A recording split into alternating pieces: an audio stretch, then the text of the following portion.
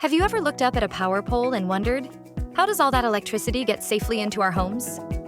Well, it all starts with high voltage. Electricity is generated at power plants and sent out across the country using high voltage transmission lines, sometimes as high as hundreds of thousands of volts. Why so high? Because high voltage helps electricity travel long distances with less energy loss. But here's the thing. Your TV, fridge, or phone charger can't handle that kind of voltage. It would fry them.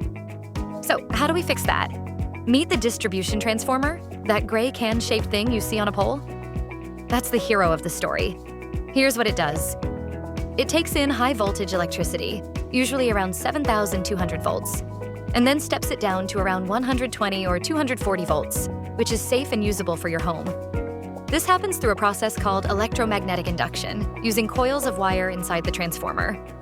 Modern electrical grids run on alternating current, also known as AC. This means that the direction of the current running in the wire, as well as the electric potential voltage, swings back and forth 50 or 60 times per second.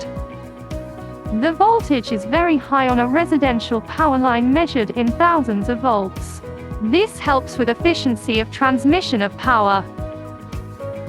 Appliances in your home require much lower voltage, typically between 100 and 200 volts V. How do we step down the voltage? Let's look at the physics behind this. A transformer on your utility pole can step down the AC voltage. A transformer is a magnetic device consisting of an iron core and two loops of wire. One loop of wire is attached to the high voltage end. We call this the primary. The number of windings determines the amount of magnetic flux in the core. A second loop of wire is attached at the low voltage end. We call this the secondary. The number of secondary windings determines the amount of magnetic induction in the second loop. An alternating magnetic field induces an alternating current in a second loop of wire, even if they aren't in direct electrical contact. If the high voltage end doesn't oscillate, no induction occurs. Electricity travels down a service drop, those smaller wires that connect to your home and into your electrical panel, where it's distributed to all your lights, outlets, and appliances. So next time you flip a switch, remember, it took a transformer to safely bring that power home.